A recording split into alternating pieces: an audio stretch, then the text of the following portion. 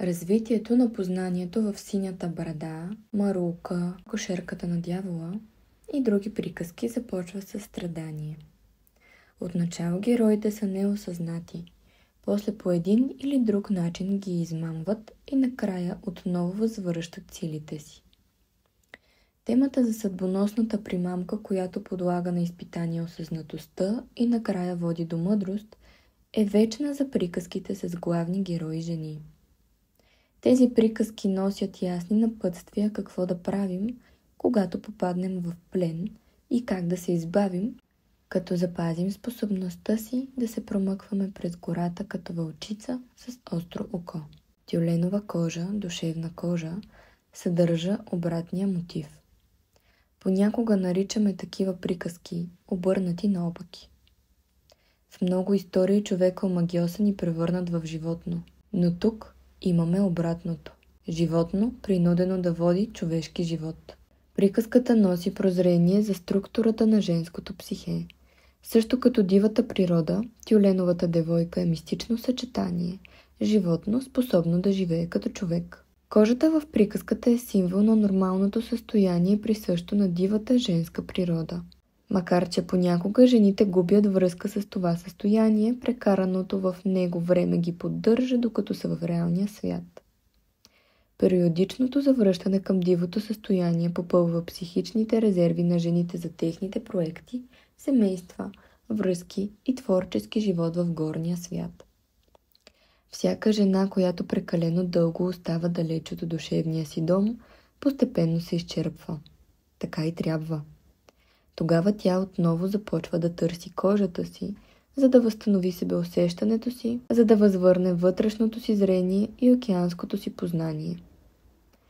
Този велик цикъл на безкрайно заминаване и завръщане отразява инстинктивната женска природа и е присъщ на всички жени през целия им живот, през детството, юношеството и младостта им, като любовници, майки, творци и мъдри старици. Тези фази не са задължително хронологически, защото жените на средна възраст често са новородени, стариците са велики любовници, а момиченцата знаят много за вещерското омагьосване. Ние постоянно губим чувството си за цялост в своите кожи по вече посочените начини, както и чрез продължителен външен натиск. Онези, които прекалено се трудят, без да си дават почивка, също са изложени на риск. Душевната кожа изчезва, когато не съзнаваме какво всъщност правим и особено какво ни струва това. Ние губим душевната си кожа, като прекалено се подчиняваме на егото, като се стремим към прекален перфекционизъм, като напразно се превръщаме в мъченици, като се поддаваме на слепи амбиции, като сме разочаровани от себе си, семейството си, от обществото, културата и света и не правим нищо, за да променим положението, като се преструваме, че сме безкрайен източник на подкрепа за други или като не полагаме никакви усилия да помогнем на самите себе си. Има негативен и позитивен перфекционизъм. Негативният често се върти около страха от неадекватност. Позитивният води до градивно усъвършенстване. Той кара психето да се учи да прави нещата по-добре и предприема определени последователни действия, за да разбира сънищата. А единственият начин да не я изгубим е да запазим кристално чиста осъзнатостта за нейната стойност и употреба. Тъй като никой не може вечно да поддържа такава осъзнатост, никой не е способен във всеки момент да пази душевната си кожа, но можем да сведем кражбите и до минимум. Можем да развием онова острото око, което следи за обикалящите ни условия и охранява нашата психична територия.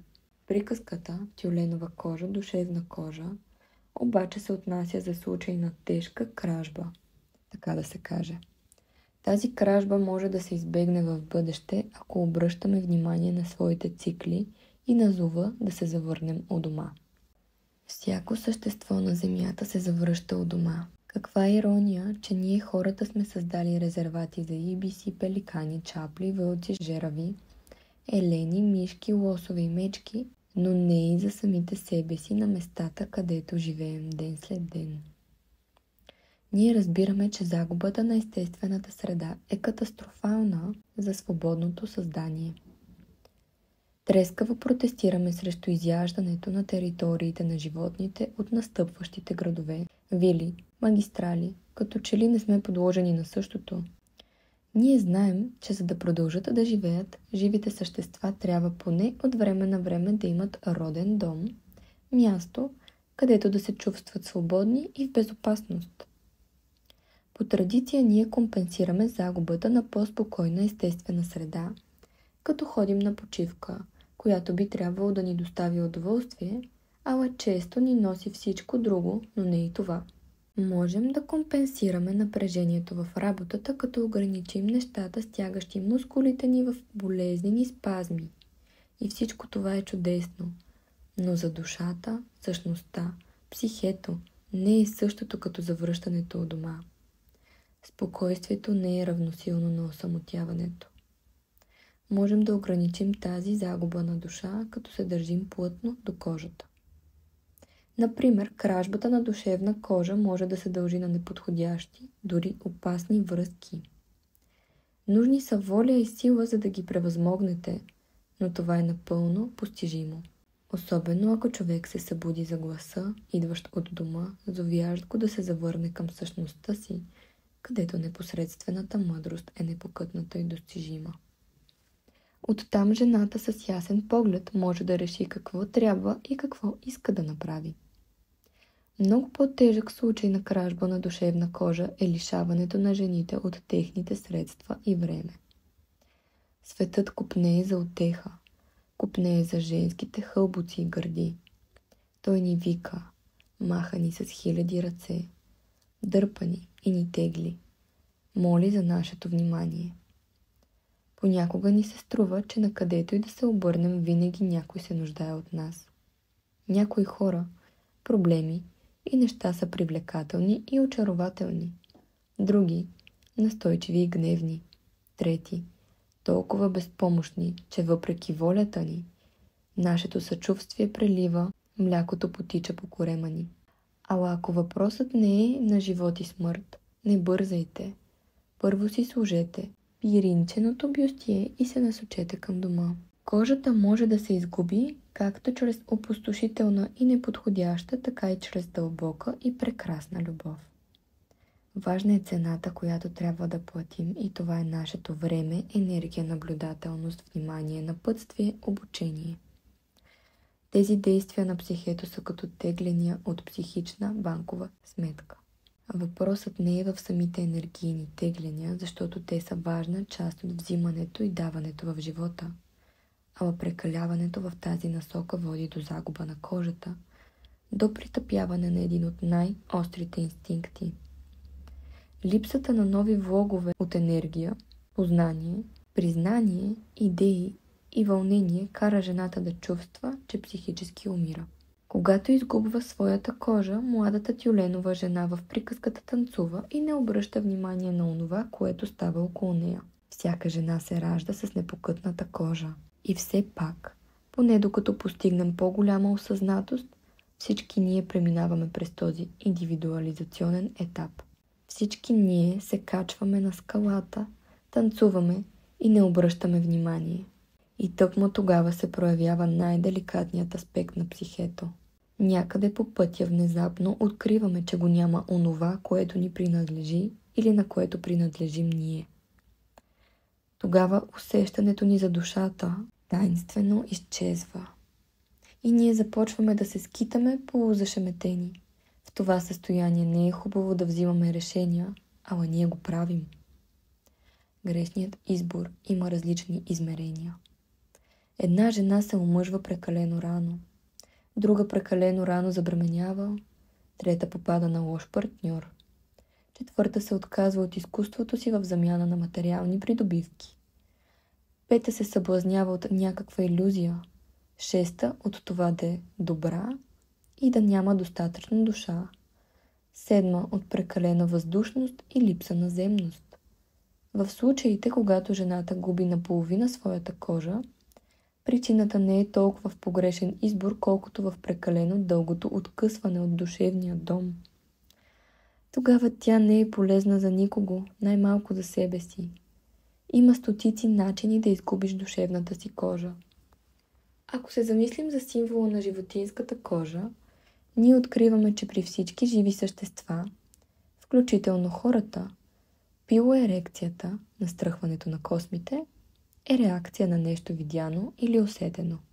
Настръхването предизвиква тръпки и събужда подозрителност, предпазливост и други защитни мерки. Инуитите казват, че кожата и перата притежават способността да виждат какво става в далечината и затова Ангакок, шаманът, носи много кожи, много пера, за да има стотици очи да прониква в същността на загадките. Тюленовата кожа е символ на душата, която не само съхранява топлината, но и чрез своето зрение осигурява предупредителна система. В ловните култури кожата е най-важно условие за оцеляването и в този смисъл е равностойна на храната. Тя се използва за шиене на обувки и шуби. Кожата пази малките деца сухи, топли уязвимия човешки корем, гръб, крака, ръце и глава. Да изгубиш кожата означава да изгубиш топлината си, предопределителната си система и инстинктивното си зрение. От психологическа гледна точка липсата на кожа кара жената да се стреми към онова, което си мисли, че трябва да прави, вместо към онова, което й се струва най-силно, независимо дали е добре за нея. Сами виждате, че в света, който цени амбициозните жени, кражбата на душевна кожа е изключително лесна. До такава степен, че започва на възраст между 7 и 18 години. До тогава повечето млади жени са започнали да танцуват на морската скала. До тогава повечето са се пресегнали за душевната си кожа, ала не са я открили там, където са я оставили. И макар, че това отначало като че ли води до развитие на медиална структура в психето на жената, с други думи, до способност да се учи да живее и в света на духа, и в света на външната действителност, много често такова развитие не се наблюдава и жената се скита в живота без кожа. Въпреки, че може да сме се опитали да предотвратим нови кражби, като се зашиваме в своите душевни кожи, съвсем малко жени достигат пълнолетие с почти непокътната кожа. Ние я оставяме настрани, докато танцуваме. Опознаваме света, но губим кожата си. Откриваме, че без кожа бавно започваме да вехнем. Тъй като повечето жени са възпитани стоически да понасят тези неща, както и техните майки преди тях, никой не забелязва това повяхване, докато един ден.